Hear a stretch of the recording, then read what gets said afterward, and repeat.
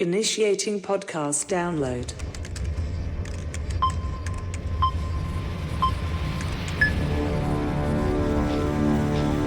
Prepare yourself.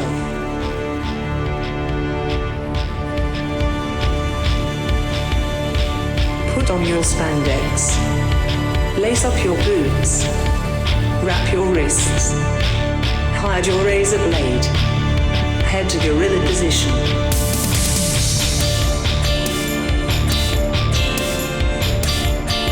Grease up your hair. Apply baby oil. Okay, apply more baby oil. Get into gimmick. Keep your ears open and your mouth shut. Have fun and be safe out there, brother. Welcome to I'm on Wrestling. Now your host, Gregory Iron. All right, ready. Oh boy. Hello again, everyone. Welcome to another edition of Iron on Wrestling with Gregory Iron. I'm your host, Gregory Iron. This episode 263. You don't even got to pay a fee to listen to this episode unless you're on Patreon and you wanted it early. Patreon.com/Iron on Wrestling, where you get a load of bonus content starting at just $3. But if you're on iTunes, Spotify, Audible, wherever you download podcasts, you're listening to this for free $99, and we thank you for being a part of this show. And we have a great show for you. Pardon the interruption. Okay, well, I knew you were here. This great show just got even greater. Yep. We're gonna make this podcast great again as Aaron Bauer has entered the room. Yeah. Thank you so much for joining me. It's been so good. I just want to make sure I take this time out to I guess say happy birthday. It's your effing birthday today. No, it's not. No. No? Nope. My birthday was Tomorrow. This past Saturday. Oh. It has passed. Oh. Yep. My condolences. Yeah. Well. Your birthday has passed. Yeah. It it was my 38th birthday, but it's unfortunate that it was not my 32nd birthday. You know, I really enjoyed my 32nd birthday, but it's just the only thing that sucks about that is, you can only celebrate it for, half a minute. Yeah, that's good. I'll give you guys some time to catch up to that one. Okay. And, yep, if you don't get it by now, it wasn't that good to begin with. Yeah. I bet you Uncle Bobby liked that one, okay? Well, I kept going in my head, what did we do for his 32nd birthday? Mm-hmm. Did we even have a podcast then? Nope. No, we didn't. No, but we do have a podcast now. And, well, I don't know when you want to do this, but I got some of your closest friends to call in, and I could play if you want. This is a real thing? Yeah. Wow, okay. Yeah, sure. So the one year I went ahead, as you remember, and got all of your wrestling friends to call in. Yeah. And leave messages, which was great. We got messages from WWE Superstar Johnny Gargano and nice. Vic Joseph, the voice of NXT. Mm-hmm. We got Ruby Soho from AEW. And we got many others. We got the best of the best. Yeah. And this year, it doesn't always have to be about wrestling, so I just wanted to get all your There's best more friends. to life than wrestling. So, and I have not listened to this yet. Okay. So we'll go ahead and just play them as they go, okay? All right. So the phone lines are open, and let's start it off. Here we go. Hi, this is Jared Blackford, the owner of the Texas Buttholes, and we'd like to wish Jesus Craig Christ. a happy 69th birthday. We miss the days of when he used to be on our team because he had a great ability to squeeze in and score and pound the end zone at will. Okay. Happy birthday, Craig. Hope it's a good one. Sounds like he wrote that and read it. Like he couldn't even cut a promo without just reading it verbatim. Yeah. Jared Blackford, he was only black when it was convenient for him. you know. What are you laughing at? It's good. Former coworker of Yeah. ours. Went through orientation with you. I believe he was fired from the place that he was working at for. Was he washing his clothes? Well, I was going to make some accusations that weren't true, but I was definitely written up for washing my clothes at Murray Ridge. There's a lot of things I got in trouble for at Murray Ridge. One of the things were for wanting to go to speak to adults with developmental disabilities trying to enter college in Texas, and I wanted to leave for a week because I was going to get paid more in a week than I would in a month, and I was going to take unpaid time off. They wouldn't let me, and didn't seem to believe in me that I could do motivational speaking, and they were very shocked when I had to write my resignation upon my return, and they're like, wow, this is very well written. And I said, well, I'm writing and delivering speeches, so I'm hoping that it's not that bad. And ironically enough, last year I then had to speak for members of the Murray Ridge Center. So, as much as I like the consumers at Murray Ridge Center, the people up on top, they can go kick rocks, pound salt. All right. Yeah. So, that was my rambler. Thank you, Gerard Blackford. You ready? Who else do we got? We got someone actually cool, or?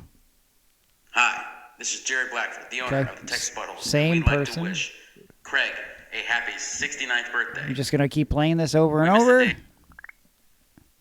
Or you don't know how to work your phone? Okay. All right. Well, happy birthday, Greg. That's literally the only person that sent in something. I told you I got all your friends Okay.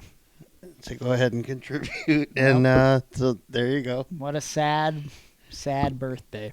It wasn't bad though. Wasn't a bad birthday celebration. Did you get a birthday blowy? I enjoyed the things that I received on my birthday. I'll say that. And I also went to a local toy store. Oh! Did you get one of those vibrating cock rings? No. Oh. Do you want to borrow mine? No. So I was gonna go to Jamie's Flea Market and go to the toy store out there. They're used there. No, I was gonna go to the toy store. Bobby, I used rubber there once. Ended up with What? 2 kids out of that. So. Okay, oh, go figure. But there wasn't going to be time because it was kind of later in the afternoon. So I ended up going to Applejack's Toys in Lakewood. And I got to say, that place gets better and better every time I go there. And there was a lot of tempting items at Applejack's Toys. If you're ever in the Cleveland area, I suggest you go out there. Applejack's, that's Jax. And, I restrained myself a little bit despite the plethora of toys that I wanted to buy there. And I ended up only getting, I got a Jay and Silent Bob action figure to display in my living room to go along with my my Jesus from Dogma. Oh my gosh, dude! I have those somewhere, unless I lost them in the flood of 2002. The one that Chris Cole lived in my basement. But yeah, I had Jay and Silent Bob, and then they were also, you could put like capes on them. They could turn into. You had Blunt Man and Chronic. They turned into Blunt Man and Chronic. Okay. Also, there was a dog with a boner that came with it. Oh, okay. Yeah. And a bag of weed Maybe. and a bag of shit.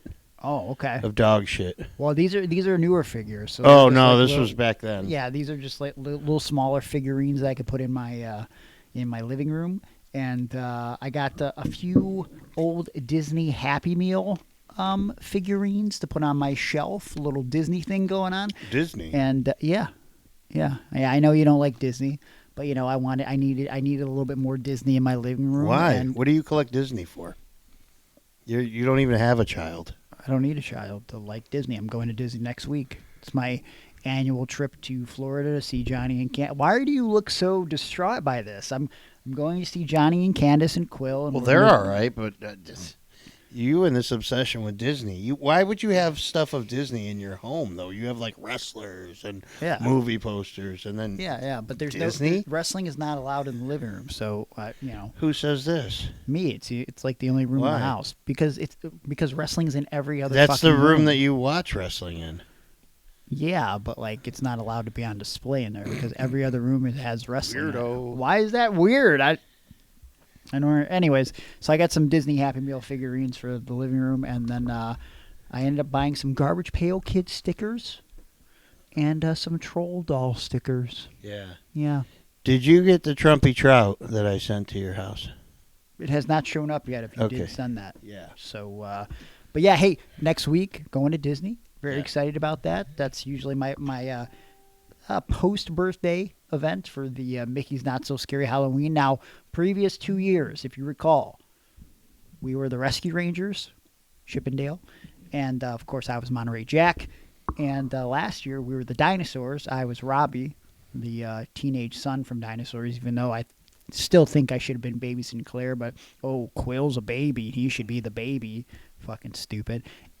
This year, we're going to be the X-Men. So it's going to be very exciting, and I'm sure you all will look forward to that photo. But also, I don't want to spoil it, but for the first time ever, next week, for my random, obscure wrestling Halloween costume, Aaron, you will be partaking in this costume, and we got something special I don't know planned. about that. What? We don't celebrate Halloween in this house. That is a lie. Oh. Well, then, yes, I'll be part of your shenanigans. So we are going to be doing a costume together. So, I would like you people to guess what exactly Aaron and I are going to dress as for our random, obscure Halloween costume. And if you can guess correctly, I will put together a special gift to send you in the mail. No, you can't guess because you know what we're going to be. Oh. I still think if we have time, we're going to do this one also. But I want to be, I'm the $1 Million Man and you're Virgil in this. And then you're giving me a foot massage. Okay. Yeah. You're going to rub my sweaty, stinky feet, Virgil. Virgil! I don't know how I'm going to be Virgil without it coming out. No one's going to know I'm Virgil. Why not? Well, because You look like a manservant. No. And I'm not going to do blackface because that'll get me canceled. No, so. why would you? I You know, wouldn't. hey, good story. Micah, my now 15-year-old, several years ago, he said, "You know what I'm going to be for Halloween?" He was like 10. I said, "Well, what you want to be?" Urkel. Steve Urkel. That's a good choice. You want to be Steve Urkel? Yeah, I mean, not as topical as it would have been 20 years prior. I know, but it was that resurgence where, like... Really? I don't remember It wasn't Family Matters, or not Family Matters, those Olsen people you like. Oh, it's Nick at Night. Yeah, Okay. yeah. All right. So that was like a big thing with the kids at the school. Okay. So they were all going to do something like that, and he's like, "I got to be Urkel," and I'm like, "You know what? You could be in trouble for that nowadays." You know? Nah, you could have done it. And he said, "Why?" And I said, "Well, son, you can't paint your face black." And he says, "Why would I?" Yeah, why would he? I said, "Well, because Urkel is African American." And he's like, "Dad, I don't see color. Maybe if you see color." Yeah. And I was like, "Wait, did you just did you just turn this on to me?" And now I'm Yeah. now I'm a piece of shit. You made it all racist, man. Yep. So, but yeah, he was Urkel, and that was great. Do you have a photo of this? Yeah. Okay. I would like to see it. You don't got to pull up now, but I would like to see it. I'll pull you up now. Don't do that. Today we have a great show. We're going to be talking about Bryan Danielson. His career ended this past weekend at Wrestle Dream, and part of my dream for my birthday was to not watch that pay-per-view, and it came true when the the Bleacher Report account that I was using to watch AEW for free, when I logged in, it said it no longer was showing the AEW events. And so I was unable to watch it. I did want to watch the Bryan match, but I couldn't even tell you anything else that was supposed to happen on that show. But Aaron, you watched the whole thing, and we're going to review it for patreon.com/IronWrestling. Is that correct? That is correct. Okay, well, we're also going to talk about SmackDown from this past Friday. And now that Raw is shorter, make sure to check out our Raw review that we're going to record immediately following Raw, because it's only 2 hours now. And God, I wish it would stay 2 hours, but it's not going to, but we got to enjoy it while we can. And we're going to be talking about a plethora of other things over on patreon.com/Iron Wrestling, where you get the podcast early and you get bonus content. We have over 1,000 episodes, pictures, videos in the archives, starting at just $3. So check it out. It's the best way to support the show, patreon.com/Iron Wrestling. But also on today's show, we're going to be talking about the story of Todd Grisham and his infamous Christian call and why that happened the way it did when he returned to ECW about 15 years ago. And we're also going to be talking about the firing of Jimmy Jacobs as a writer from AEW, and then whatever else may or may not come up. But anything you want to talk about that happened this past week, Aaron? Hey, I heard that, well, I didn't hear, I saw NXT went up against, I keep wanting to call them TNA, AEW on Tuesday night. There was a Tuesday night titles or something. Okay. And I watched WWE NXT because I knew it was on. And I didn't know that AEW was on until I started seeing social media. I literally forgot that it was supposed to be on last Tuesday until, bless you, I forgot until maybe like 7 o'clock. Mm-hmm. I think I saw Tony Khan hyping something, and it wasn't coming on until 9. I was like, this is really weird. I mean, I would have watched it anyways, but yeah, and I didn't watch NXT either. However, I did see it going around that Randy Orton missed that RKO. Very sad. For once, he missed an RKO out of nowhere with, what's his face? Who was his opponent? Javon. Yeah. Was that his first name? Yes. Okay. Something. Yep. So. For Emily. But yeah, you went for that spin. I don't really know that guy. I saw him a couple times. People seem to He's love young. him. Yeah. He's very athletic. He had some momentum for a second. Seems like he lost it for a little bit there. And I think they put him with Orton to sort of regain that momentum. But watching back the match, which is the only thing I saw, it just seemed like it was kind of all Orton. And then that RKO spot, which he missed. And then kudos to Randy for not losing his cool. I mean, that was a hard one to pull off with the dude spinning in the air and missed it. And he just picked him right back up, hit him with a standard RKO, 1, 2, 3. I did like the setup of the arena, though. They picked like a smaller venue just outside of St. Louis, and it seemed like they made it look pretty good. I don't know why AEW doesn't do that. Just get a smaller venue. I mean, what are we doing here? Dude, I have no idea.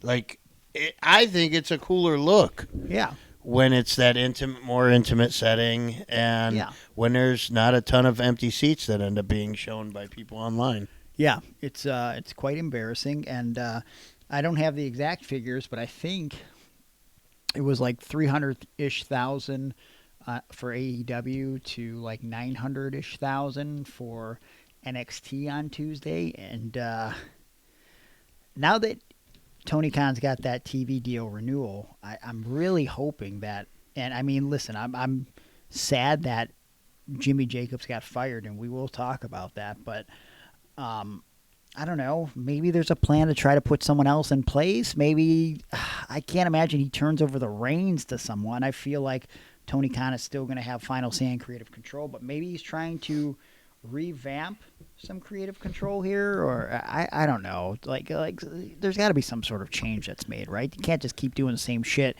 and expect new results. They got a multi-million-dollar TV deal off of Jimmy Jacobs' writing.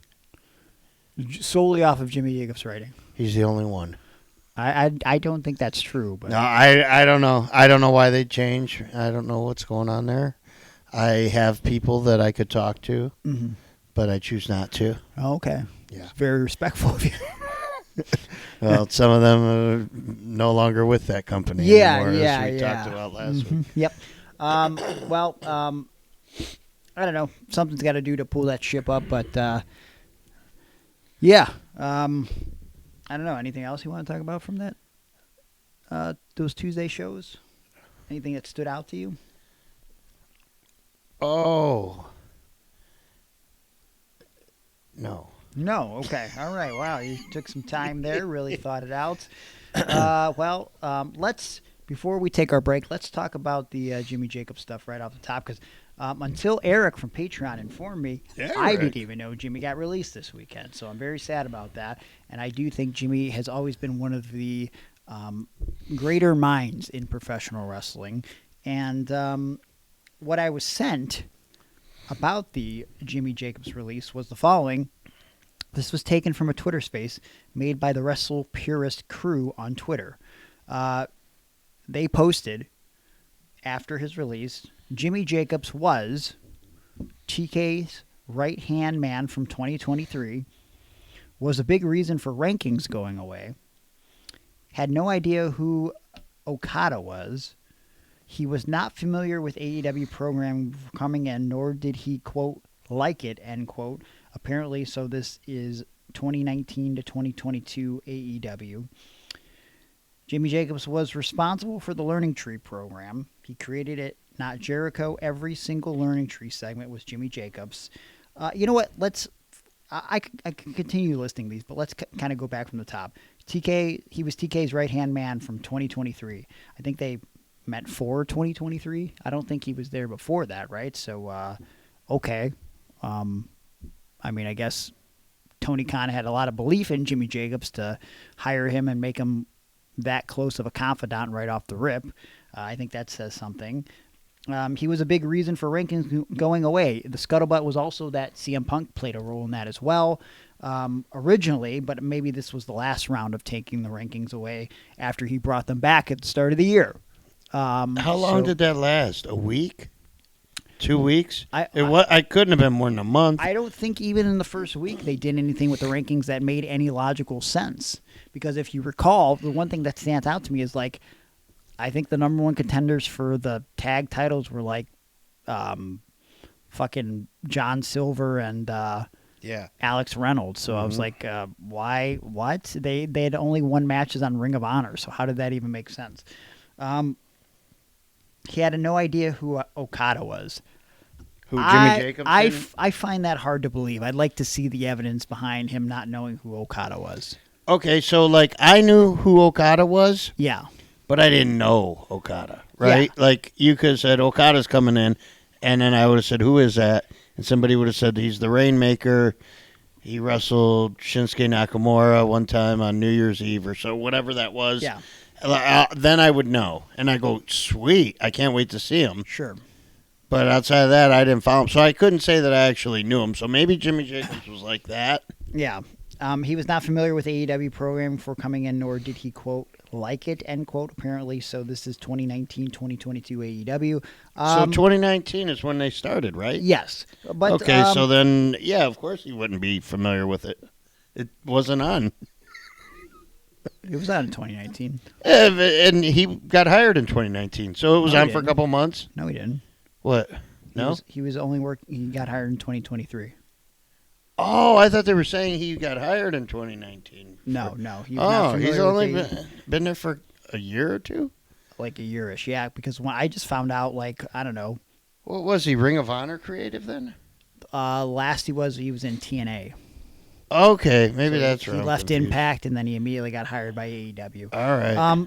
But, I mean, okay, like, just because you don't follow the product or like it, I don't think that should be detrimental. In fact, I don't know, since he worked for fucking WWE and TNA, you know, you think the guy's got a little bit of credentials here, and if he doesn't like it, perhaps maybe there's something you can change. I mean, I don't see that necessarily as a bad thing. There are good things and bad things about AEW, much like WWE and TNA and everything else. So I don't think he should be faulted. Do you think he was openly mocking TK with the whole Learning Tree thing?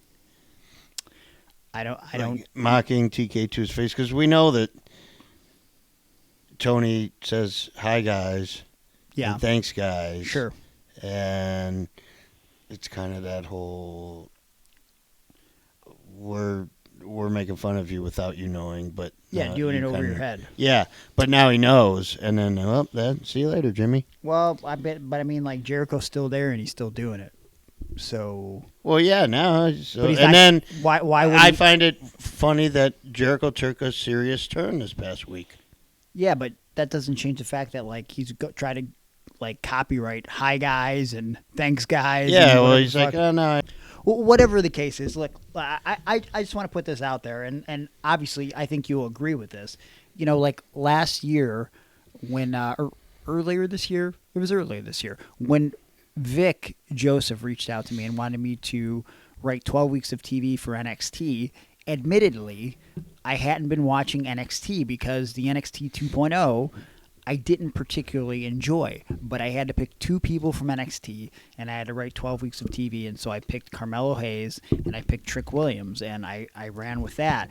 So I had to go and do my research to kind of figure out who those characters were and where they were going, and I don't know, I think I fleshed out a pretty good story, and it didn't mean that I had to like the product that I was writing for. Like, I'm trying to improve and make it better. So I don't see any issue whatsoever with Jimmy Jacobs if he didn't like the product that AEW is putting out from 2019 or 2022.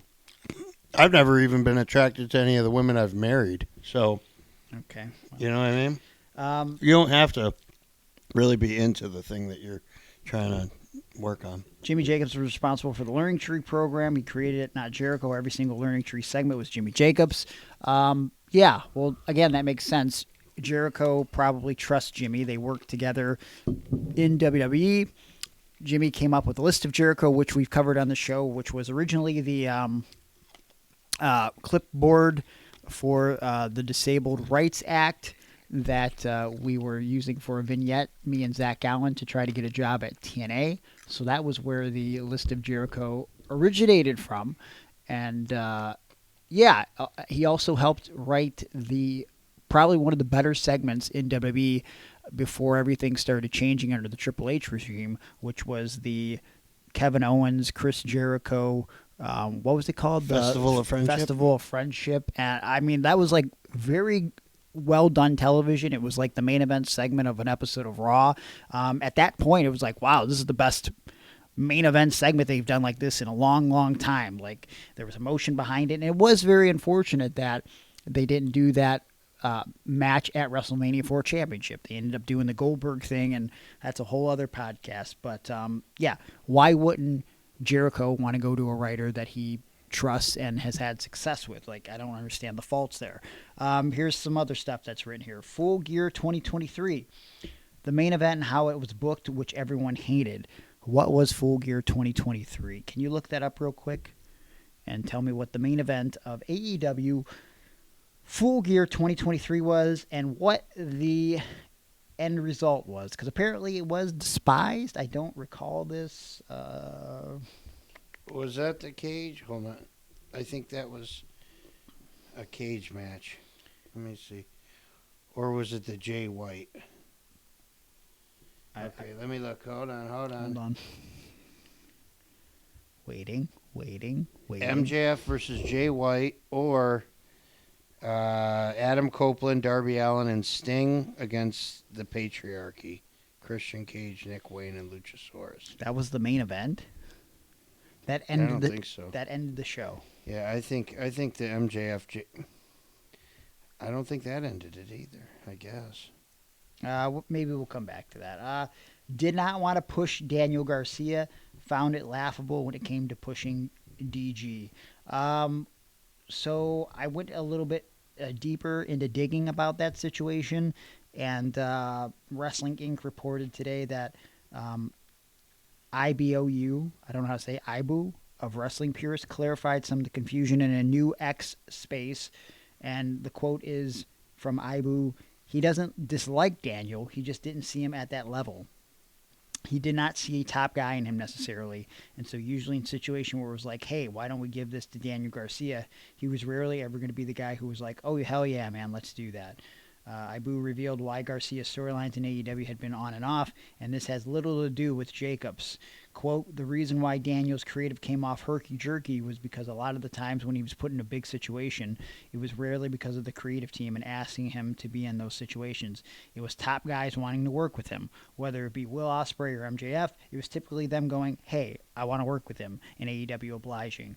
And, listen, that's a credit to Danny's hard work for his peers being the caliber that they are, wanting to work with him. And just to throw it out there, one of his trainers was Pepper Parks, which, again, I just saw this past week, that a.k.a. The Blade from AEW, and he doesn't get enough credit for helping in Daniel Garcia's progression as the talent that he is. But again, I can see Jimmy maybe not seeing a complete top guy in him as of yet. I mean, there are still things that I agree that Daniel can develop in terms of promo, maybe some believability as a character. And, just, again, this isn't his fault.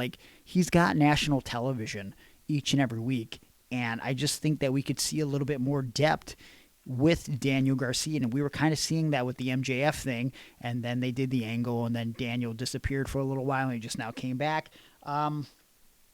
I don't know. I mean, everybody has their likes and dislikes, and I still think there is work that needs to be done as a character for Daniel as much as I like him. What do you think, Aaron? I think that main event was MJF versus Jay White. Was that what it was? Yeah. What was the finish? And there was an ambulance angle where MJF wasn't going to be able to wrestle, and he got taken out in an ambulance. Oh. And then he arrived right as Adam Cole was going to take his place. Oh. Remember, and Adam Cole was going to defend the title for MJF after they were stripped of the tag team titles for not being able to defend them because you can't just throw somebody in or I do remember that being lame, but I also remember it getting a pop. I mean, it was a thing that the AEW crowd would pop for, but I remember thinking, this is kind of lame. I don't remember the backlash from the internet, but I'm sure it was there. Your thoughts on Daniel Garcia and perhaps not getting a push because of Jimmy? Oh, well, if I'm in a position where I'm writing for people, and if I can't write for you, then I'm not pushing you. And at the end of the day, remember, guys, much like it was with Vince and WWE, the buck stopped at Tony Khan. So, yeah. Especially if Jimmy was TK's right hand. And I'm not saying you couldn't write for him. Right. I just if I'm the writer, but I'm like, I just don't see anything with this guy. You can't sit there as a fan and tell me how can you not see something with him, because you may see something like, oh, he can apply leg locks really cool. Yeah. But there's more to it. For sure. You and I just heard this about somebody in WWE that we thought should have been a singles guy and would be a singles star for a long time. Yeah. And they flirted with taking him out of his tag, but then put this tag right back together because this guy has a difficult time with other parts of the match. Mm-hmm. His moves look cool. Yeah. It looks like he has charisma. Sure. But he can't put it all together. And if you can't put it all together, then there's no use in giving you that big push if we're setting you up for failure. Yeah, you got, again... so Daniel Garcia seems like that to me. I've seen nothing out of Daniel Garcia that makes me ever want to push that guy. Really? Yeah. He looks like a kid. Not even his wrestling ability, though. There's 27 different guys on that show with great wrestling ability. Yeah. So he doesn't stand out to me. Okay. Jimmy Jacobs was compared to Vince leaving as far as creative goes from WWE to AEW. So with his release, people on the internet were saying that Jimmy Jacobs was like Vince leaving creative, and I don't know if the person that wrote this is trying to make it like Vince McMahon. Oh, I thought Russo. Yeah, so I don't know if this person is writing it. I would imagine, much like Vince was kind of holding WWE back, this makes it sound like that people, at least on the side of AEW, think that Jimmy Jacobs was holding back things creatively. Well, in good. Let AEW. him go somewhere else, and let's see what happens. Because WWE would be lucky to have Jimmy Jacobs back there. NXT seems like it'd be the perfect place for Jimmy Jacobs. To It might be, especially yeah. with their cinematic direction. Yeah, and let me TNA, you go back there and work. let me point out something too. I've wrestled Jimmy. I've worked behind the scenes with Jimmy. I can call Jimmy a friend. We had Jimmy on the show. When he was in WWE, I spent some time at his house, and I was kind of privy to some of the stories and the angles that he was working on. And I'll say two things. One, see, I'm a WWE diehard, so like I know a lot of the stuff that's happened over the years. I can cite it verbatim. I remember when it happened, the event, the date, whatever the fuck. Not everybody could do that. I remember Jimmy telling me an idea that he had, and he said, like, I pitched it, no one went for it, and like it had never happened before.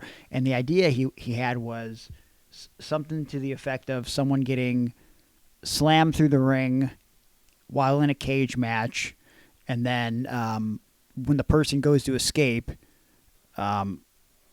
that's in the ring, the person that got slammed through the ring would crawl under the ring and escape. Prevent him. And when he pitched it, he was like, yeah, and like that's never happened before. And I was like, yeah. Except for at No Way Out 2005, and he was like, wait, what? And I was like, yeah, it was in a barbed wire cage match between Big Show and JBL, and yeah, Big Show chokeslammed JBL through the ring, and then he crawled out the bottom and won the match. And he's like, what the fuck? And then I remember Jimmy telling me, like, when I was pitching this, in the creative room was JBL.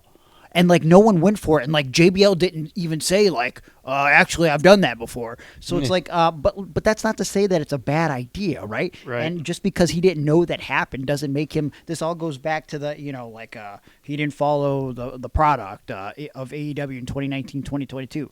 Okay, like, who fucking cares?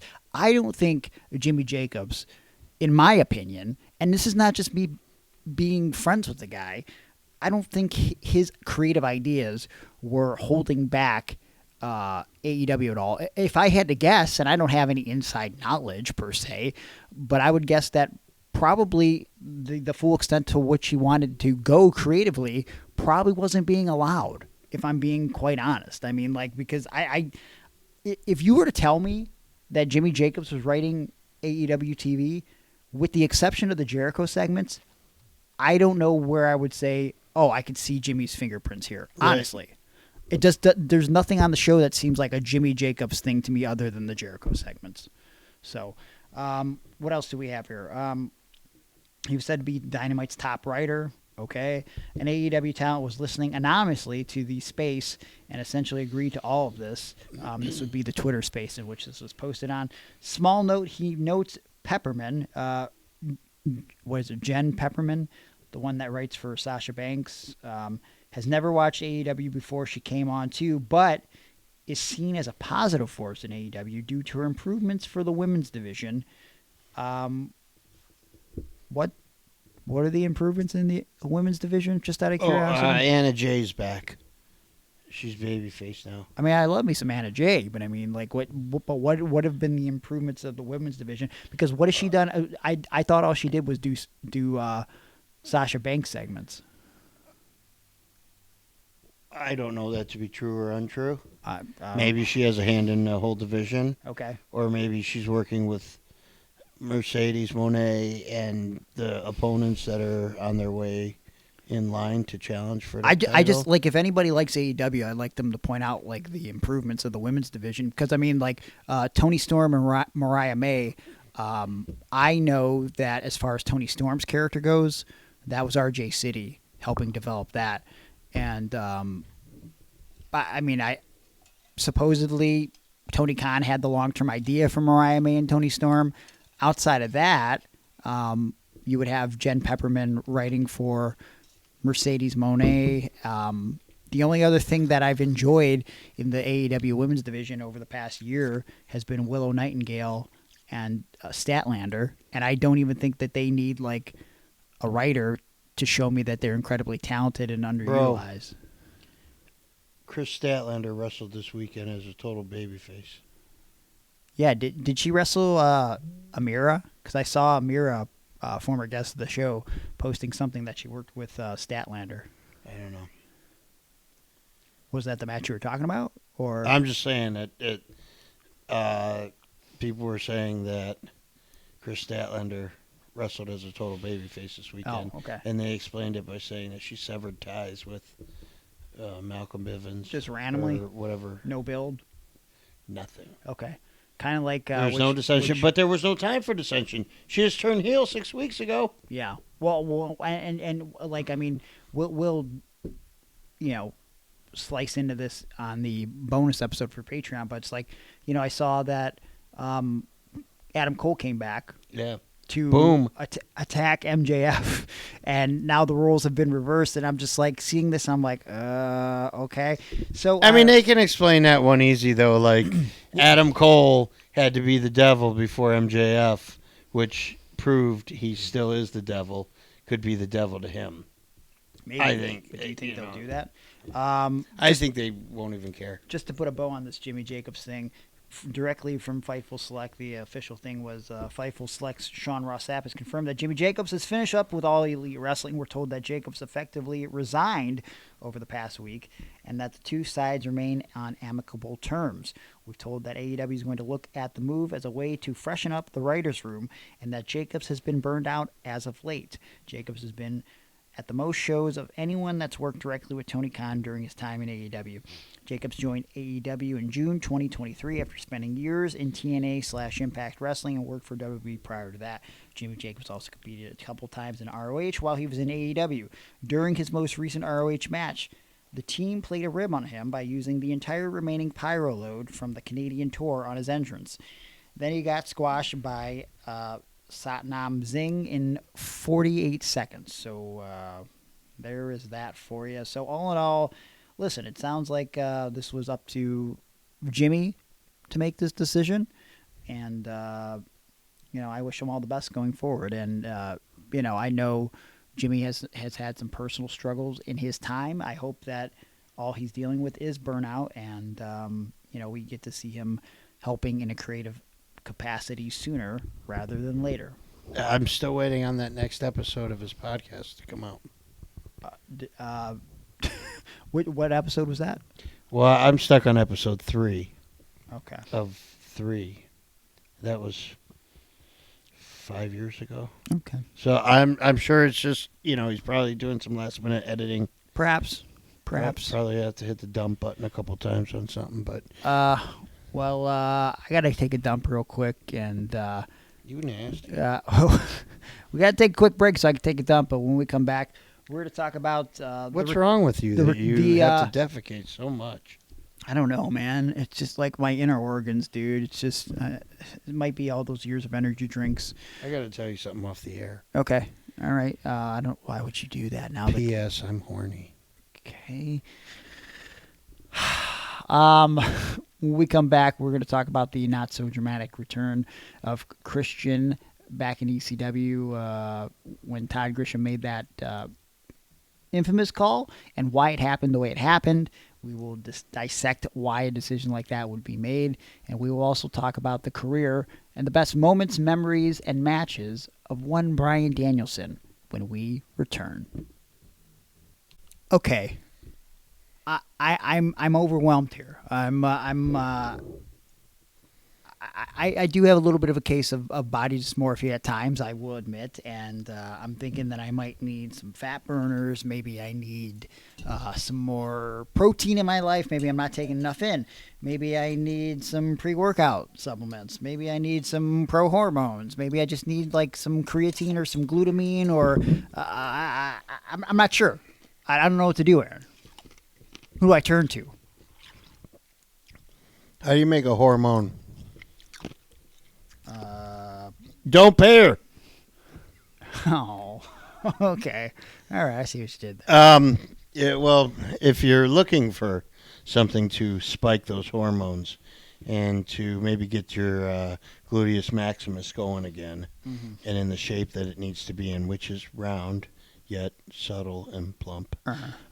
you talk to, well, I got a good buddy. His name is Mike. Oh. He's over at the TNT Health. I gotcha. Well, maybe I can get something like, I do like their vanilla cream organic protein with the appetite suppressant in it. Well, vanilla cream is your specialty, right? Okay, well, I do like that it can be mixed with water, and I do like the appetite suppressant factor of it, maybe. And the taste, right? It tastes delicious. It's the best stuff that I've ever used while mixing it in water, and of course, I do use the creatine and the glutamine, and, you've been having success. I've been having some sex. Success. I have been having some sex. You just said it. And now we're speaking it into frustration.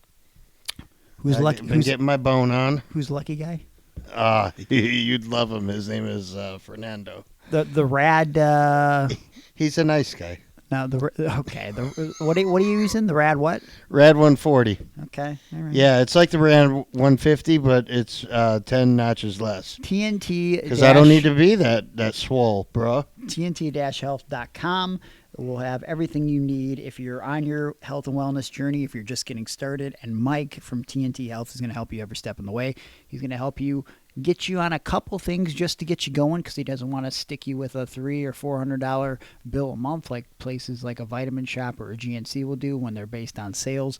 And he just wants you to get you on the right path in the direction you want to go, which is forward, of course, but he knows you're not perfect. He only wants 70 to 80% results, because sometimes you're going to stray away. You're going to want a cheat meal. You're going to want to, go out with your friends and maybe have a drink or two. And so that's okay. It's all right. But he's going to stick with you. He's going to help track your macros and stuff. And he does all that free of charge, along with any of the supplements that you're investing in at TNT-health.com. Fat burners, muscle building supplements, protein, pre-workout, pro-hormones, healthy living necessities, whatever you need, he's got it. It's free to look. But if you purchase anything, if you use the promo code IRONON, IRONON, it's going to save you 10% on everything you buy. So do yourself a favor. Go to TNT-health.com. Check it out. Reach out to Mike if you have any questions. He's more than willing to be at your side, and get started now, because at TNT Health, it's your health today, not tomorrow. Bro, I got to tell you something. What's that?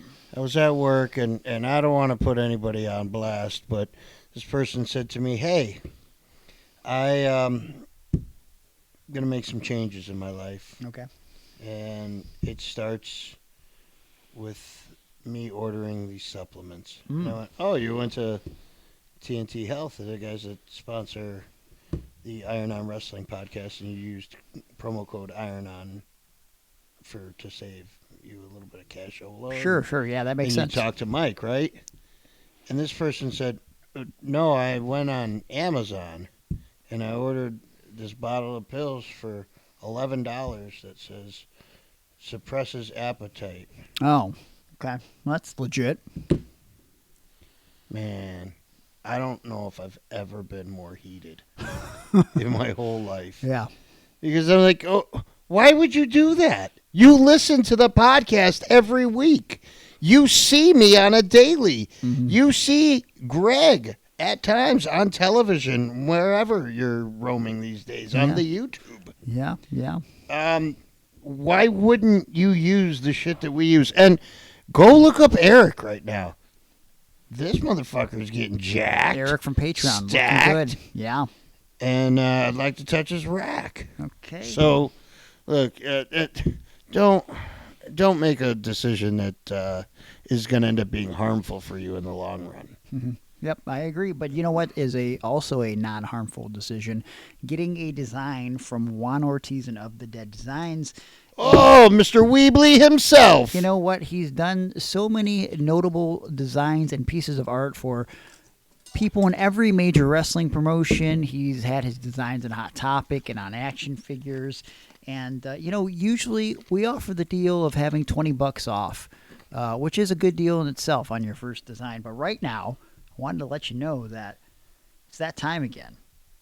Of the Dead Designs is having a floating head sale. So, for the remainder of the month, you can get a shirt design for only, are you ready for this?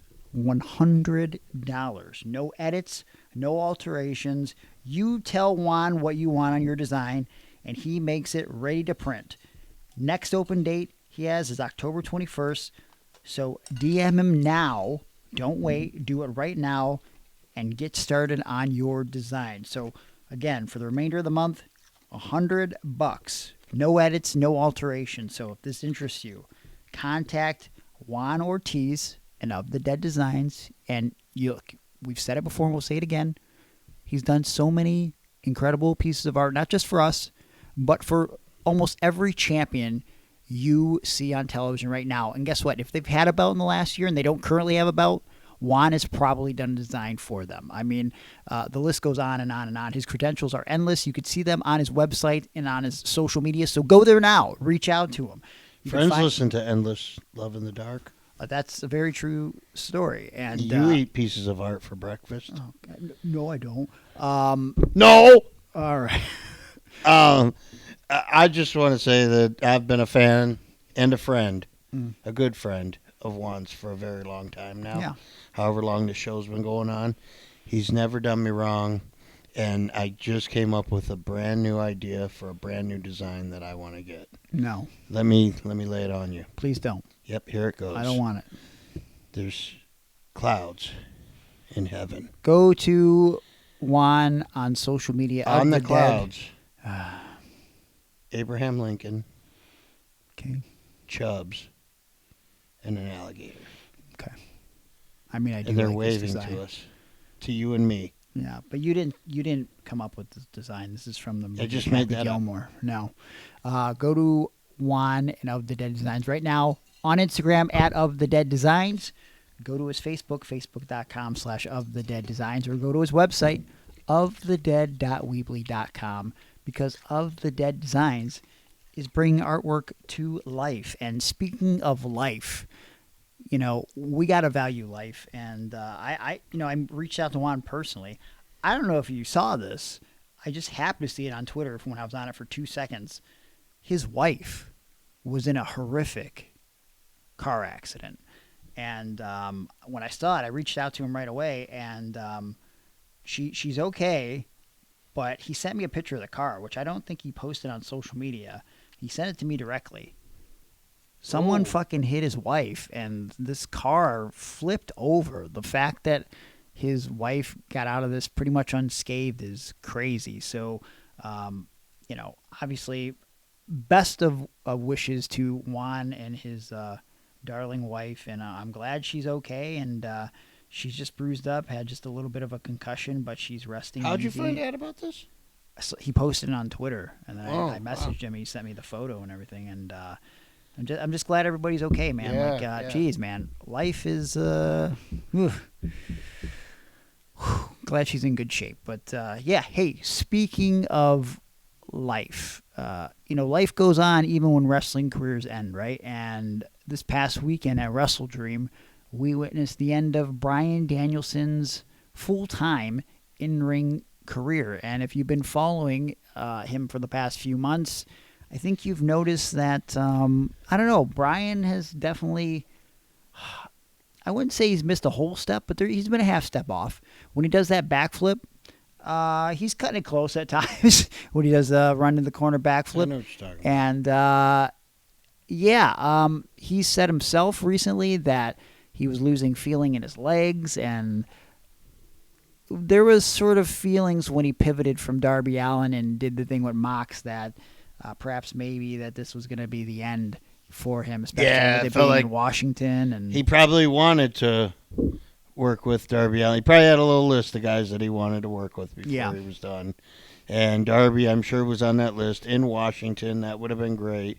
And it was like, no, we need to end this quickly. Yeah. So Mox got the shot. And I don't know. I wish it would have went a little bit differently. So without giving away everything we're going to do on Patreon, give me the rundown of how the match panned out. What did you think of it overall? Okay, so was it a fitting ending to Bryan Danielson's career? I felt it was, and that's going to be a hot take. Okay. Because people shit all over the finish. Okay. Have you seen that at all? People No. saying they didn't like it? No. Okay. First off, we'll start off with Bryan Danielson comes out to my least favorite song of all time. It was the Final Countdown. Oh, did something happen with Yeah, that song? something did happen.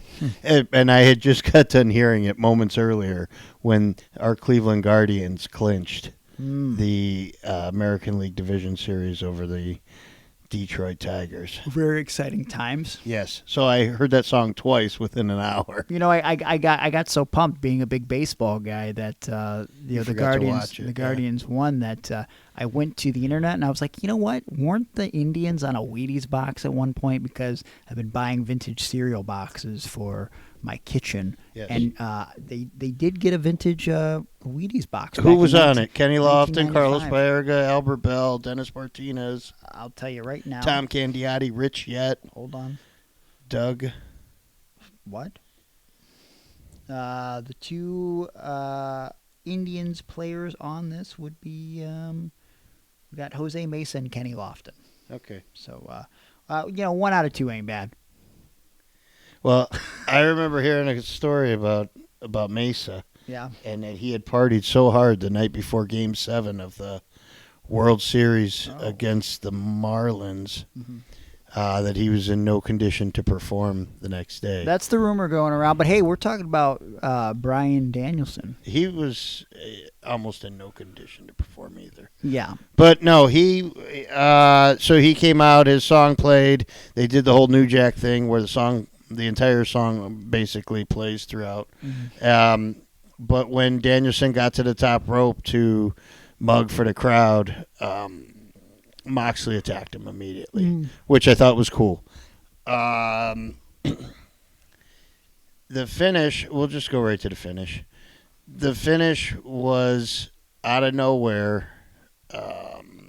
Moxley put that rear naked choke on, or whatever he does, bulldog choke, some choke. And the referee just looked at Danielson and then called for the match to be over. Oh. So there was no tap out. There was no 1, 2, 3. Interesting. And Sounds flat. yes, but here's why I liked it. Because when you get pinned or when you tap out, in real life, you're tapping out your career then at that point. I feel like Bryan Danielson, it was out of his hands. Yeah. He wasn't tapping out, and he wasn't laying down for the 3. It was being taken from him, like his career's being taken from him. Okay. So that's the symbolism I got out of it. Okay. And so I liked it for that. Could you be reading too much into it because it's AEW? Oh, no. Okay. I mean, yeah, I guess I could, but Yeah. That's the way I'm going to make sense of it. Okay. And also, that's what they've been doing with Moxley. You know, he's been choking dudes out. Yeah. Danielson has been doing jobs for people up until he won the championship. Sure. So, Jeff Jarrett ran in post-match, tried to save Danielson because the beatdown continued as the Combat Club, right? Blackpool Combat Club. Yeah. As they put the beatdown on, and then Wheeler and what's the other dude's name? Darby Allin ran in for the save. But you could see immediately. See, I almost looked to me like Darby was going to turn. Okay.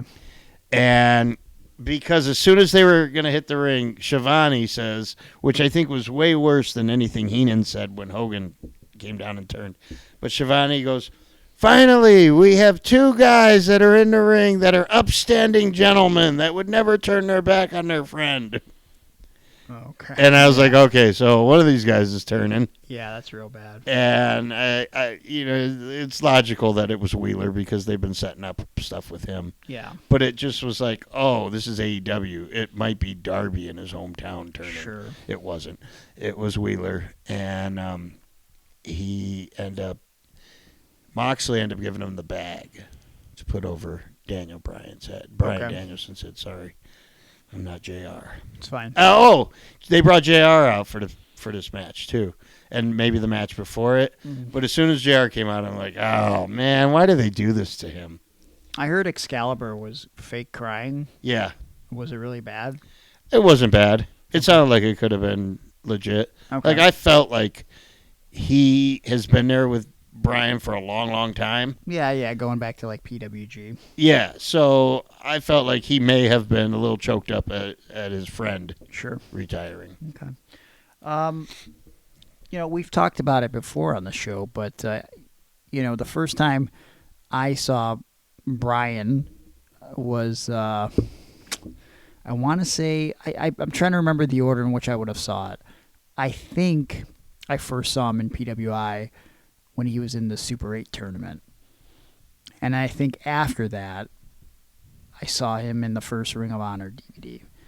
And in the match with, I think it was him, Chris Daniels, and Low Ki. That's the first main event for Ring of Honor. And I remember being super impressed, and I definitely became a Bryan fan. And then, of course, the first time I met Bryan, he was on the very first show that I had my very first match on. And I remember, I don't know how I had the courage to do this in retrospect, but I remember, and also real stupid, all things considering, that I was in a battle royal. But I remember walking up to guys like Chris Daniels and Bryan Danielson and being like, I'm having my first match tonight. And I didn't specify it was a battle royal, like, any advice? And, I remember the guys, like, just taking the time to talk to me, and, like, I told them about my disability and stuff, and then I was just kind of like, I don't know if I'm a good guy or a bad guy. Like, I was still, like, questioning that, because in the times we were living, I'm like, do you get booed if you're, like, a handicapped person? Because I'm used to getting made fun of in real life. I don't know how this works. And I remember Bryan being super cool, and that was the time that I saw him find a bicycle in the basement of Turner's Hall. Yeah. And it was like an old shitty bicycle, and I've never seen this man happier before or since, riding that bike in the basement of Turner's Hall.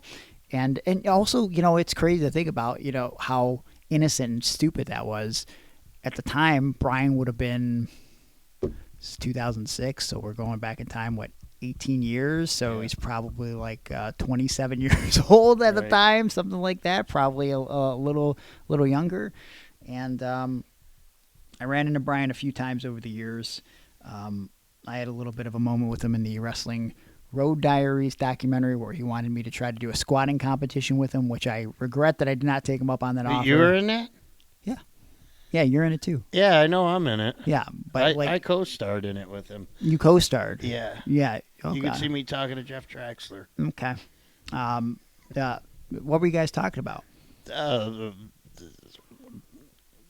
The circumference of the ring. I got you. Okay, but this was, of course, the night Dave Prazak off camera. I was in a 10-man tag, and then off camera, Bryan came up to me, and everybody in my match kind of looked like, for lack of a better term, dog shit. And Bryan came up to me and just like, hey, it's very impressive with you being, a guy with a disability. The fact that like you are in better shape than every single person in your match. And I remember it was like probably one of the highest compliments I could get, because this is Bryan Danielson we're talking about. Plus, who were you in the ring with? Because you looked like shit back then.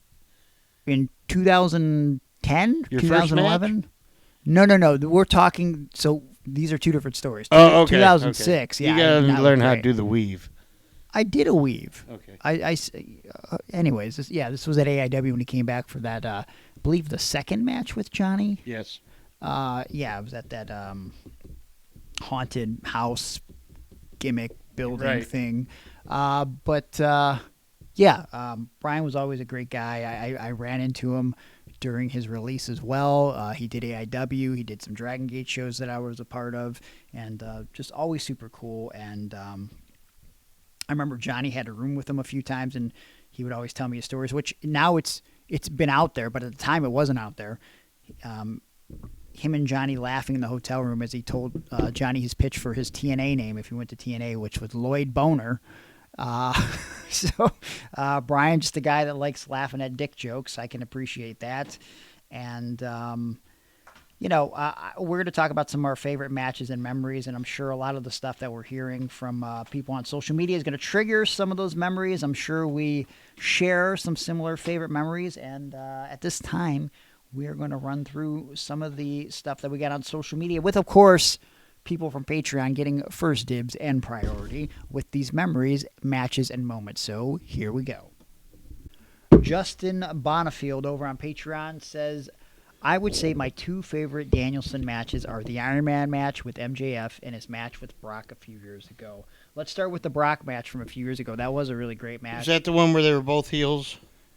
I believe they were both. Yeah, heels, yeah, but it worked, man. It did work, and Bryan worked more of a babyface. And there's a great moment in that match. First of all, I was pumped when that was announced because it was one of those things where when Brock came back, I really wanted to see Bryan versus Brock because I just thought it would be a really great match. Then, of course, he had to retire. We never got it. So when they announced it, I was like, oh, fuck, this is kind of like a dream match, right? And Brock always thrives against smaller opponents. And there's like a really great false finish where Brock goes for an F5 and Bryan hits the ref, but Bryan lands on his feet after hitting the ref. Then he kicks Brock in the dick, and then he's in the corner and he does the fucking running knee while Brock is hunched over, and Brock just fucking eats it. And it's like it's such a good falsie, and that's one you definitely have to go back and relive. As far as Bryan Danielson versus MJF, for me, honestly, I think that's the one match from his AEW run that I'd like to go back and watch. And the best part about it is, like, if you've never seen it, it's like, oh, 60-minute fucking match. That's the one you want to go back and watch. It flew by, and I stand by it. I've seen, a lot of the major Iron Man matches, that have come out since 1996, and I would probably say that this might be the best one of all time. So that would be my go-to Bryan Danielson match from AEW for sure. What about you? Do you have a differing opinion on that? I like that match. WWE, I love that Brock Lesnar match. I like, what else? There was something else that I really liked of his that was, oh, man. Rey Mysterio, maybe? Wasn't there a Bryan Rey Mysterio Raw match? There might have been. Yeah. I seem to remember that being something I really liked. It's just something out of left field, though. You know what I mean? It wasn't a main event or anything, but just a cool dynamic. Dean Chard over on Patreon says WrestleMania 30 and the famous Fist Me Boys segment. I don't remember the Fist Me Boys segment. I don't know if I should Google that on my phone because I might get some bad stuff, Dean, but I will never forget WrestleMania 30. And I will say this. Very cool moment for Bryan to defeat every performing member of Evolution at that time at WrestleMania. He beats Triple H in the opening match. He comes back later to beat Batista and Orton for the WWE Championship.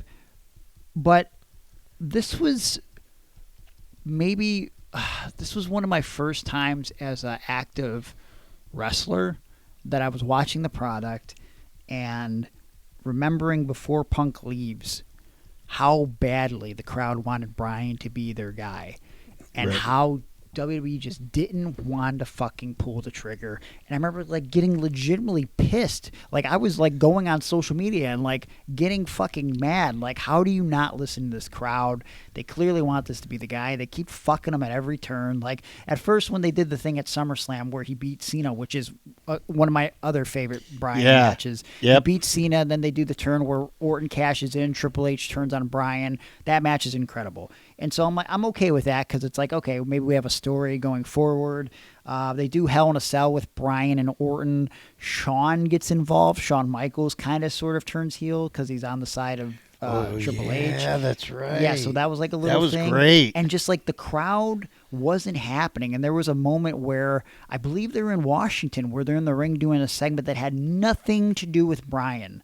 And the crowd is just all about Daniel, Bryan, and like they couldn't ignore it.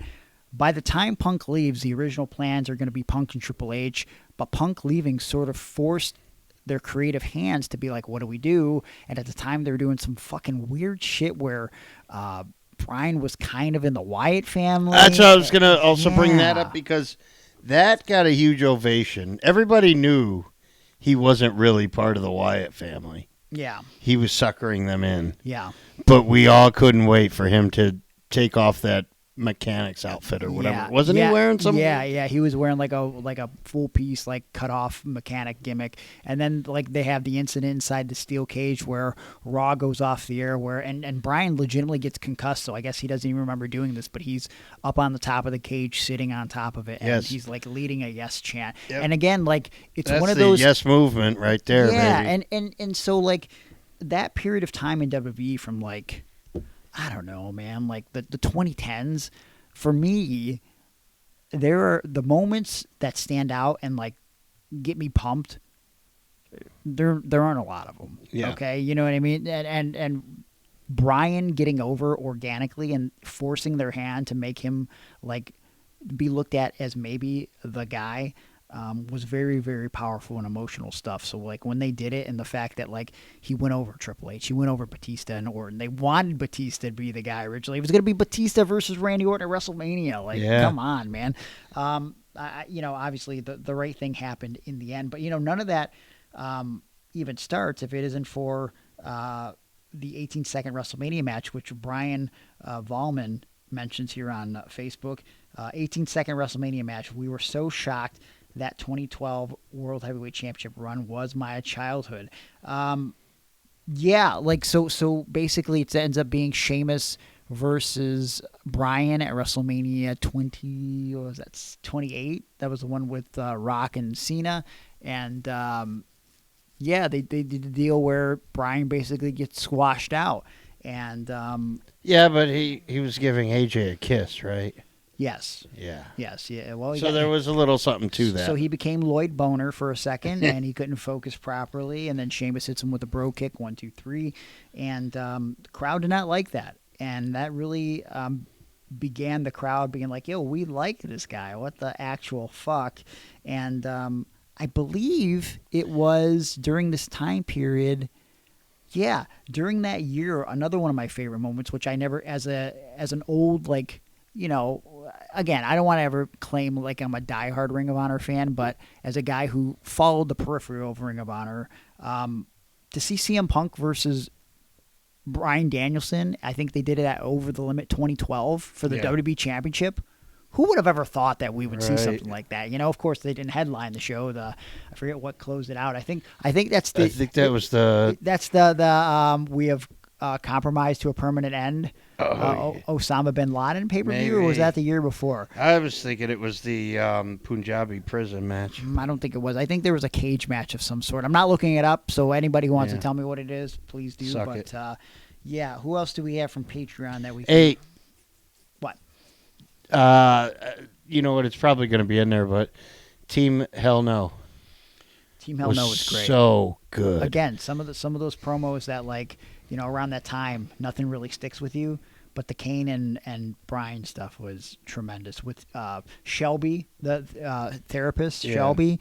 All really, really good stuff. And, Eric Phillips says, Absolution 5, Gargano versus Bryan. We all wore ties to the show. We asked to take pics with him choking us, but he said he couldn't just in case he went back to WWE, which he already knew he was going back to WWE. So How do you know that? Because that was the scuttlebutt in the locker room.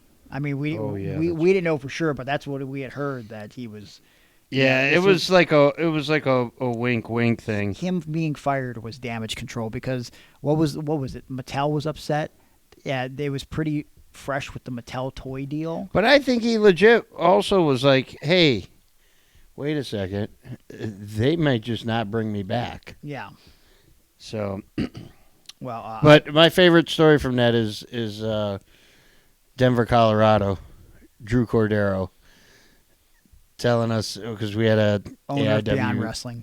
Yeah, AIW office meeting, and he was part of AIW's office at the time. Okay.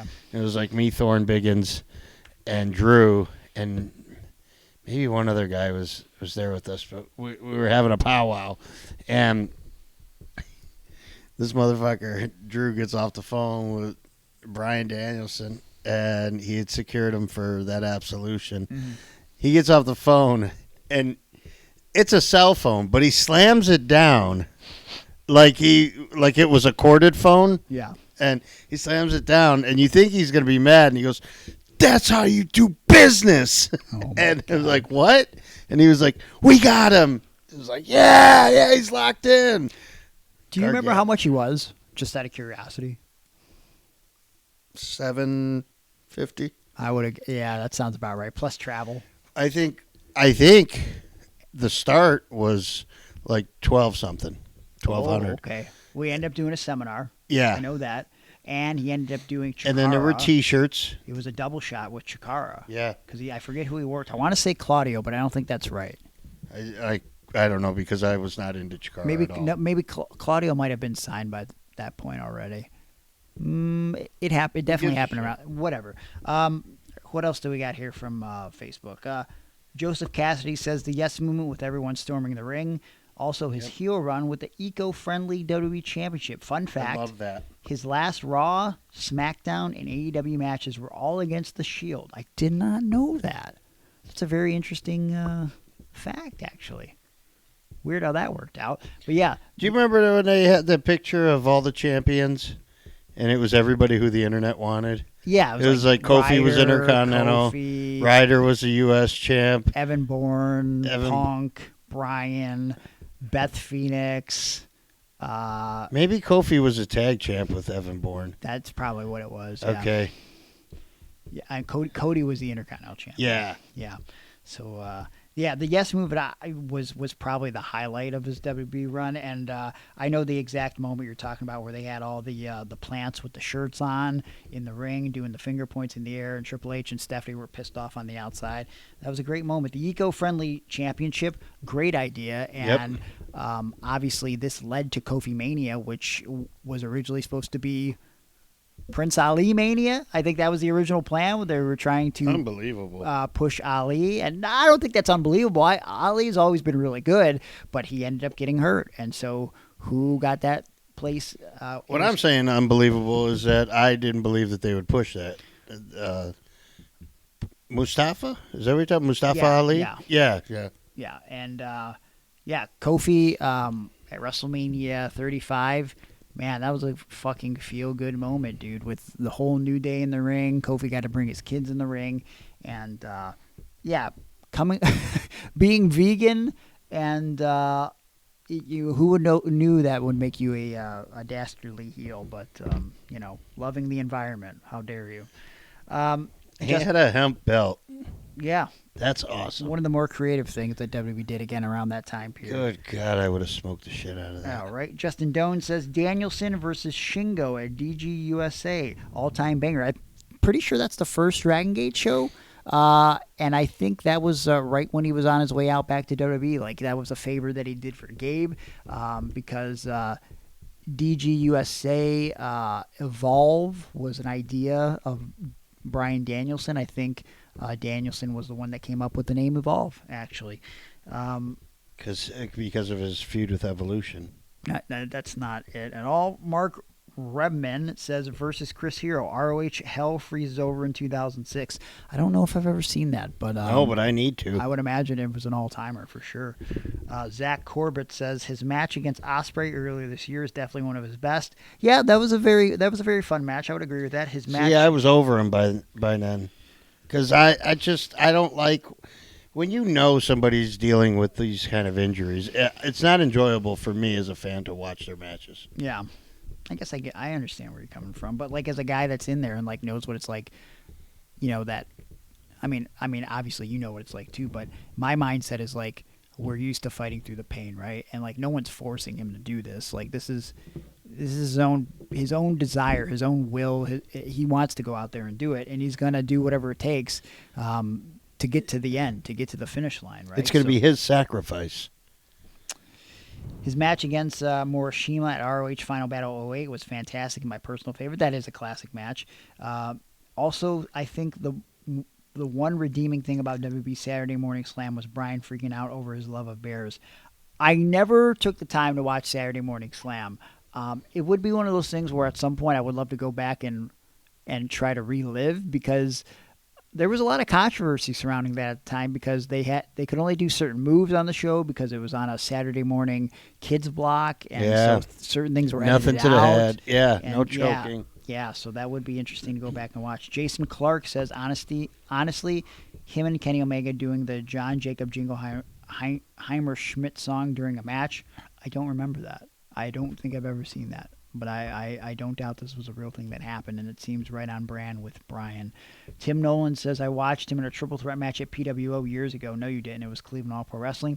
And after he talked with my autistic son for a few minutes, made his night, super good guy. Again, that's just a testament to who Bryan is. Bryan's always been that guy. He's still that guy, and he always made time for everybody. Stevie Jonak says, I still mark out for when the fans filled the ring wearing a shirt and chanting yes. Jimmy Chondo Lion says him defending the ROH title against Kamala. That is a real thing that happened if you've never seen that. I'm pretty positive it's YouTube. You should definitely watch that. Do you guys want Hulk Hogan to body slam Kamala? Okay, we're going to ignore that. Justin Herb says, anytime the final countdown comes on, anytime the final countdown, I graduated from high school in 2006. What did I do? I went to Liverpool to see him live. He is a legend, a true legend nobody can touch. Again, I think Aaron, I could speak for him, he also enjoyed anytime the final countdown came on. And, yeah, he likes to relive that daily. Aaron Blanchett says, one match that is completely off the radar was versus Shelton Benjamin on SmackDown.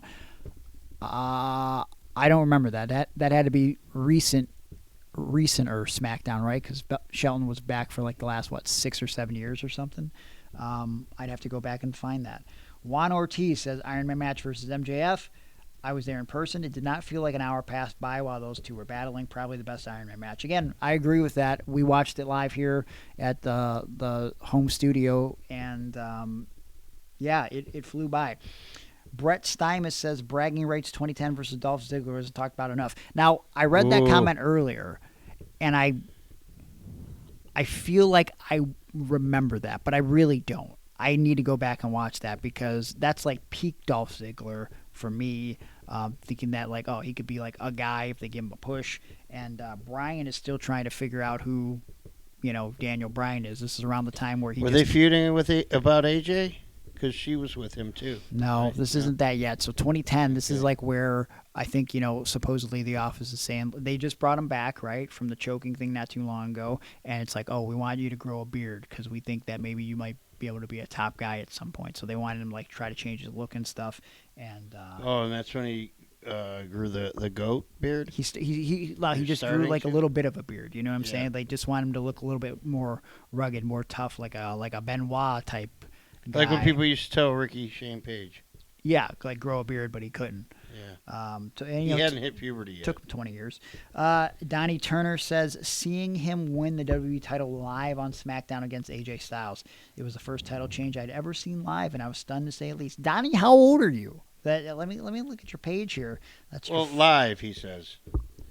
Live? Yeah. So he was there live. That's the first title change. Oh, live in person. That's my guess is what he means by that. Okay. Yeah. Well, I mean, that would be memorable. The first WWE title change I ever saw in person would have been... Stone Cold. No. I'm thinking heavyweight title. I don't... Stone Cold didn't hold the heavyweight title? He did, but I never saw the title change hands when Stone Cold was champion. Oh, I'm thinking the First Blood match. Yeah, well, the next night in Cleveland. Yeah, but I wasn't there. Oh, I thought you were there. No, Who was I with? You thought you went with me in 1998 to a Raw show, so I would have been 12. You would have been what, 22? Yeah. You thought that you took me, who you didn't know. Okay, all right. Yeah, that didn't happen, and gosh, I don't. Was your first championship seeing Johnny beat Adam Cole for the NXT title? Maybe. I feel like I saw a heavyweight title change before that. I don't have to really think about that. What would you have saw? I mean, you weren't there for any of WCW's title changes. No, I wasn't, but and it never changed hands in Cleveland. Yeah, I mean, I don't think it was in Cleveland. It might have been maybe it was at Mania or something. But you did go to Detroit Mania, didn't you? Yeah, but there was no heavyweight title change there, so I don't fucking know. Didn't Cena beat JBL?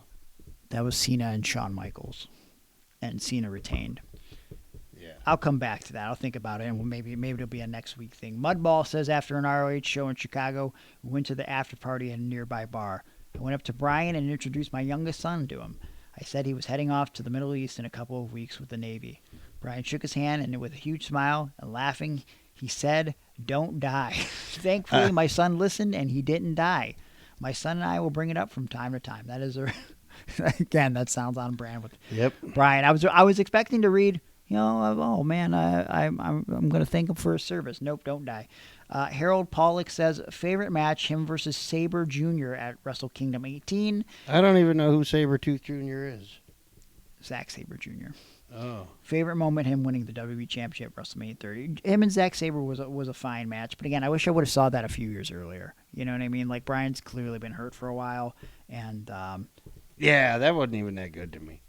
I understand it was a good match, but again, I haven't been able to watch him in the past couple of years without cringing. Tim Fairbanks says his Ring of Honor entrance using Final Countdown. Again, Aaron agrees. With the fans smacking the metal signs on the guardrail. Just nostalgic. Yeah, that was a big thing in Ring of Honor, the smacking of the guardrails. And they stole that from Hybrid Pro. They did not. Yes, they did. That is not true. Josh Del Barrio, Nerd Rock Josh, says when he called out Ryback for not washing his hands after he shits because Ryback always gets pink eye. I think it was a Dinner for Three episode. Yes, I do remember that. He did really make Ryback look like a jobber on that episode. So yeah, that's just some of the stuff. There's a few more here, but those are all great Bryan Danielson moments and memories. And my favorite was just being his handler for that second time he was in. Yeah, was that the second time? Yeah, when yes. he came. Yeah. Yeah. So, because I barely knew him at that haunted house show. Mm-hmm. No freaking clue. And he was wrestling Johnny in front of 15 to 17 people. There was more than that, but it was not. It wasn't crowd. Much more than that. It was more than that for sure, but it wasn't. Not a big crowd. Yeah. But yeah, hanging taking the money. I couldn't believe that this guy trusted me with the money that was coming in. Yeah. For people wanting to get pictures with him. Because everybody wanted to. Because the first thing he did was he told me to take my tie off. He would autograph it, and he wanted to pretend like he was choking me with it. So that way, people would want to get ties. The Eric and his crew. Yeah. He figured, well, those guys would want to get their ties signed, and he could make more money that way. So we did that. And so wait a minute. There's a picture of you getting choked by him after he told Eric. No. Okay. No. We worked it. So, like, I took the tie off. Okay. He signed it, and then he pretended to choke me with it.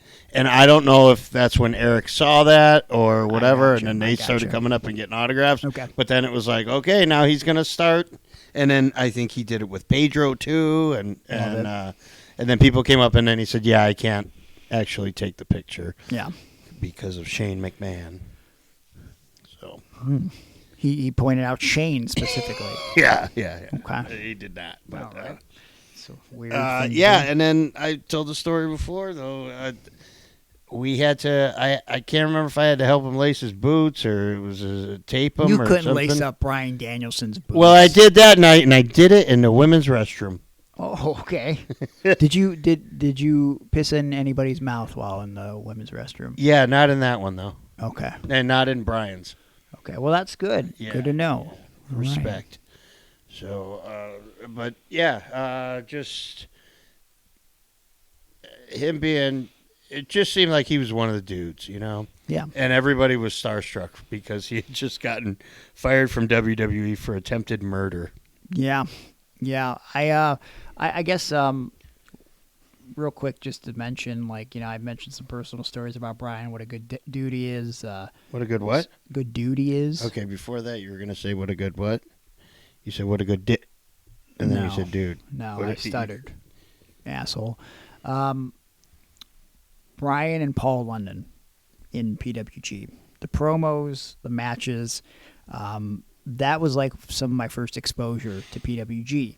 So I thank Bryan and Paul for that. And if you've never seen those promos with them trying not to crack each other up and carrying on for way too long, it's definitely worth a watch on YouTube. But, Bryan is going to go down as one of the all-time greats. I don't think this is the last of Bryan, obviously. I think he's going to wrestle till he's an old man sporadically. I don't know if that's the best decision, considering Yeah, how right. he's feeling. He lost a retirement match. It's not a retirement match. Oh, yeah. That's right. It was not a retirement match. I think it was not full-time in ring. That's how they were hyping it. Yeah. So I don't think it's the last of Bryan. I think he's going to come back when he wants to, but I think he needs to take this opportunity to enjoy his time at home with his kids and maybe buy a TV and watch it. I'm sure he's got a TV at this point, but he was never a big TV guy. And yeah, just enjoy life, man. There's more to life than wrestling, and but we have a lot of great memories and moments to look back on. And just talking about this today makes me want to go back and watch some Bryan matches for sure. I will remember you. Okay. Wow, it sounds just like Sarah McLachlan. I'm surprised that you know who that is. Why wouldn't I? I don't know. You seem like you're not that cultured. I am. Mirror Ball. Pardon? Yeah. That album? I don't Religious know the album. Experience. I don't know the album. Yeah, I know you love her, though. Real quick, before we wrap up the show, I want to touch quickly on the Todd Grisham Christian thing that hit social media this week. So if you guys didn't see it, Monster was randomly tweeting, I think watching Bob Costas be subpar, average at best on commentary for some reason lately. People have been shitting on it. And Monster tweeted out, remember when Todd Grisham's comatose call of it's Christian when Christian returned to WWE, like his Applebee's waiter brought out the wrong order. He still sounded more enthusiastic than Bob Costas does calling postseason baseball games. Dreadful. What are your thoughts on Bob Costas calling baseball games? Side note. I haven't heard him. You haven't heard him? No. Shocked. I've been watching the other feed. Okay. Other feeds. The Guardians aren't playing on there, and I haven't watched every game like I normally do. Yeah. Mostly because there's so many other things to watch. We're in the middle of an election season, and I didn't want to tell anybody this, but I am going to announce this right here, right now, in front of all of you people. Please don't. Early voting opened this past week in Ohio, and I voted for the first time in 30 years. Wow. Nope, wait, that might be 25. I voted in 1999. What year is this? 2024. 25 years. Yeah. First time in 25 years. Well, you know what? I don't want you to tell anybody who you voted for, but as a total side note, Aaron cannot wait to get his $100,000 Donald Trump watch in the mail. It'll go great with the $400 shoes that he also purchased, and he made a large investment into the digital trading cards, and he only bought 15 at $99 a piece. So, dude, I think you're lying about this. What? Here, swear on my Trump Bible. Anyways, Todd Grisham quote tweeted Monster's tweet and replied, are you ready for this? Yes. Right before I walked out. Now, by the way, so this call was from the February 10th, 2009 edition of ECW. And before I read what it says, I'm going to play the audio from that clip, and we can hear what Todd Grisham sounded like when Christian came back. Here it is.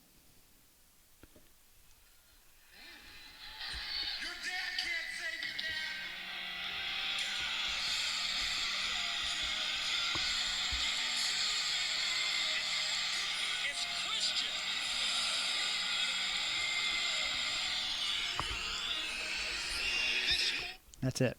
So Christian had been gone for 5 years at that point in TNA.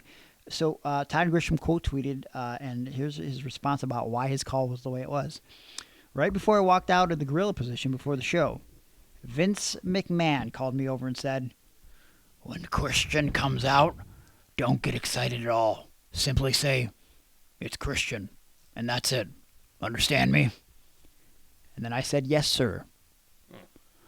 So I don't know what Christian did to Vince. I mean, we've always heard that outside of this, which we're just finding out, he once wanted to put a blue dot over Christian's face, not because he found him ugly, but because he didn't like his face, and he wanted to do what he called the Kennedy gimmick.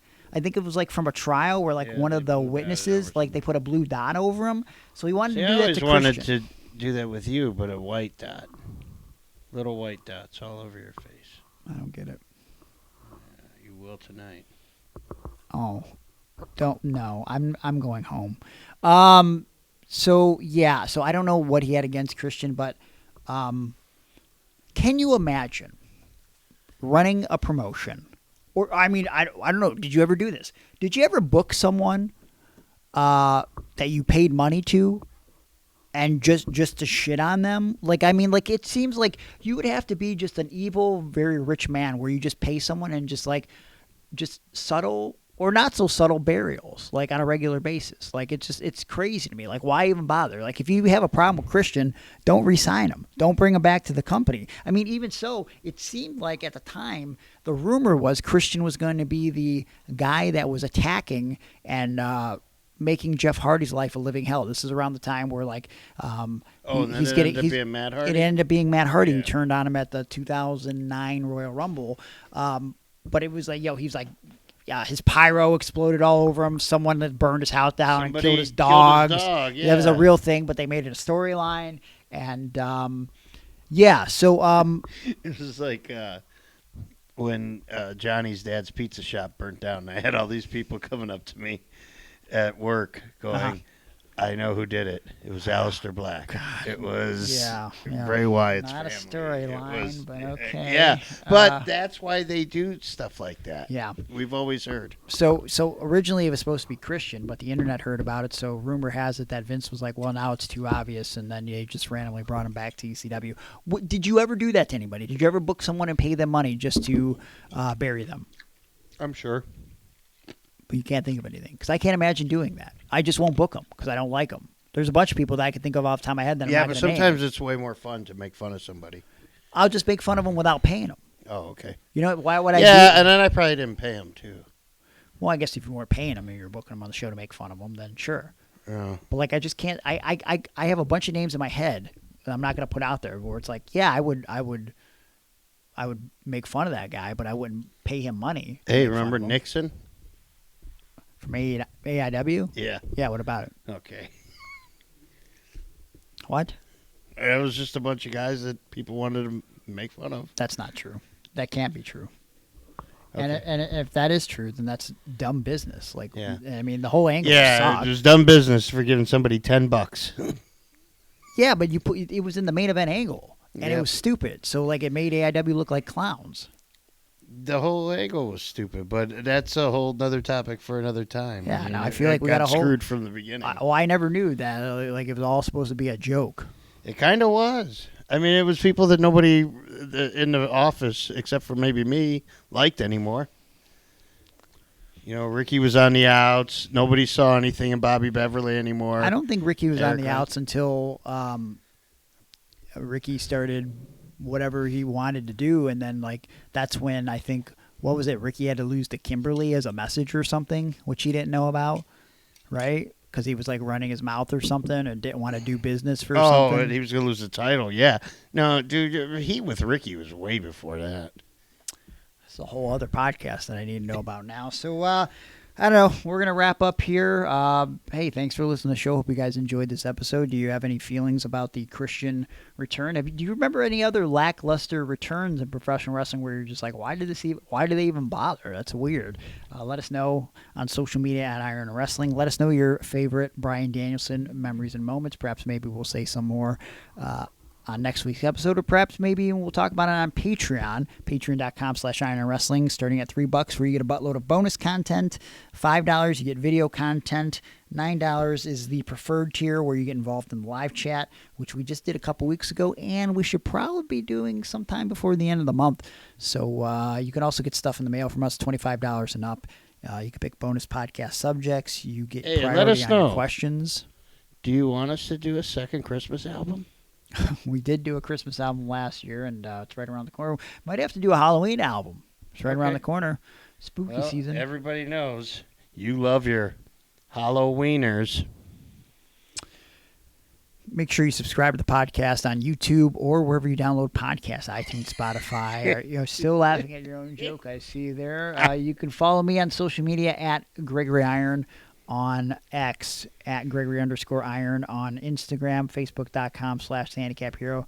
You can book me for pro wrestling, motivational speaking, and pro wrestling seminars there. But don't try to book me in November because I'm all booked up, brother. Like literally every weekend. You're going to see me in the near future in South Bend, Indiana. You'll see me in Hamilton, Ontario, Canada, Pittsburgh, Pennsylvania, Seattle, Washington. I will be in Chicago, Illinois, Buffalo, New York, brother. That's all I got in the month of November. I mean, I might have some dates. Really ramping it back up in the winter months. Nice. Yeah. What happened? You got the itch or what? Nah, I'm just trying to completely ruin my vehicle, put more miles on it, and then drive in the snow. So that way I got to buy new tires. Your body? And just ravaged my body too. I got a pinched nerve in my neck right now. My hand hurts, my good hand. We can see what other type of injuries I can rack up. It'll be fun. Make sure you go to Cameo to get a shout out from me, and I could talk about my plethora of injuries as well if you're into that. And ProWrestlingTees.com/Gregory Iron for my shirts, Aaron shirts, Iron on Wrestling shirts. Aaron, what would you like to plug? I'm on True Social at It's All Wrestling. And then once that closes down, you can still find me on X at Fair to Air. Okay. Sounds like a good time. Hey, thanks for stopping by this week. Until next thanks for week. having another birthday. I don't know if I could have done this podcast today without you. I'm really shocked that I made it to 38. And we are unpleasantly surprised. Despite what some people might think when they run into me in the store and they say, you look about my age. What are you, 49? I am only 38. And to the person that said that, I hope you die a slow and painful death really soon before you hit 50. So, and with that being said, hey, see you guys next week, unless I tragically pass away. Here's a kiss. Kissy. Kiss goodbye.